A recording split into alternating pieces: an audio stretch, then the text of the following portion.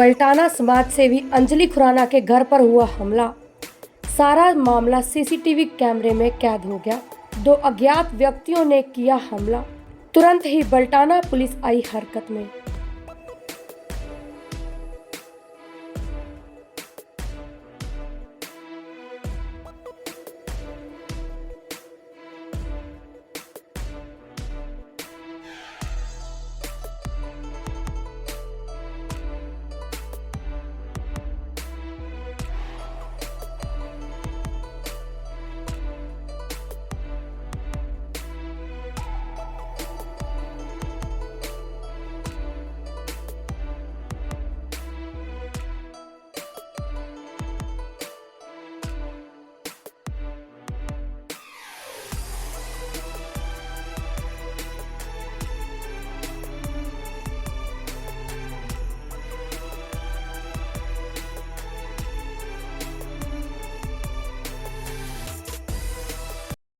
Sir मेरा JMD property का काम है। जो ये गाड़ी टूटी है, जो मेरे साथ हादसा हुआ है, ये 1.5 से 2 महीने से मेरे पास कुछ धमकियाँ आ रही थी। मेरे पास एक अमन शर्मा नाम का लड़का काम करता था, जो 2 महीने यहाँ वर्क करके गया है। उसका काम था प्रॉपर्टी देखना और कुछ वो अपना पर्सनल फाइनेंस का काम भी करता था।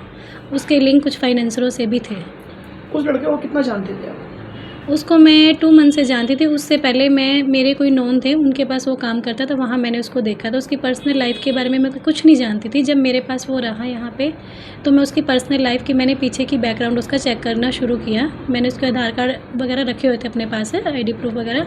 बैकग्राउंड चेक किया तो वो उसका बैकग्राउंड मुझे ठीक नहीं लगा। उसका एक भाई तिहाड़ जेल में था, तो मुझे उसके बारे में पता चला कि लड़का ठीक नहीं है, नशे करता है। तो मैंने उसको जॉब से निकाल दिया, क्योंकि मेरे भी 2 छोटे-छोटे बच्चे हैं। क्या कोई पैसे का लेन देन था वो?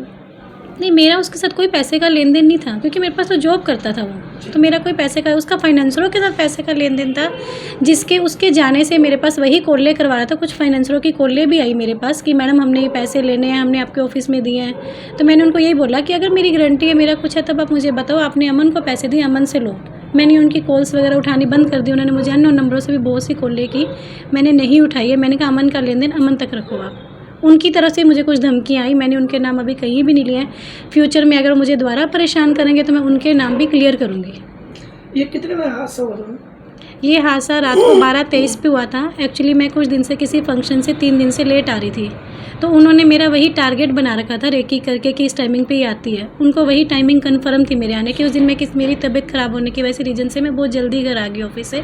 मैं रियल एस्टेट में भी काम करती हूँ, तो मैं जल्दी घर आ गई। अपने घर आने के बाद मैं अपने आके ऊपर बैठ गई। हम जाग ही रहे थे, टीवी के शोर में हमें ये आवाज़ें नहीं सुनी। 12:23 पे उन्होंने आए, उन्होंने हमारे गेट पे कुंडी लगाई। उसके बाद मेरी गाड़ी के शीशे तोड़े। मैम कन्फर्मली आप कैसे कर सकते हैं वो ही लड़का था जिसने हमला वो मैं इसलिए कह सकती हूँ, 13 अगस्त को भी उसने मेरे घर पे घुस के मेरे बेटे को धमकाया था। मेरे बेटे को ये बोला कि तेरे यहाँ से चेकों का डब्बा, डॉक्यूमेंट का डब्बा लेके गए, जिसमें कुछ कैश भी थी। और मेरे बेटे को धमका के, ये जो कि 13 साल का घबराया हुआ है ये हादसे से, और पहले भी घबराया हुआ था वो, तो उसको बोला कि तेरी मम्मी को बोलो अपने दिन गिनने शुरू कर दे, उनका टाइम आ चुका है। मुझे ओपनली फिर फ़ोन पे, मेरा आईफोन है जिसमें कोई रिकॉर्डिंग नहीं होती है, उस पर भी उसने कॉल करके मुझे बोला कि या तो मुझे साथ में काम करवा लो या मैं तुम्हें छोड़ूंगा नहीं, जो होगा वो तुम देखना फिर क्या होगा। मैम जब ये हादसा हुआ पुलिस को कोई जानकारी वगैरह या पुलिस? नहीं, मैंने 13 अगस्त को थाने में कंप्लेन दी थी।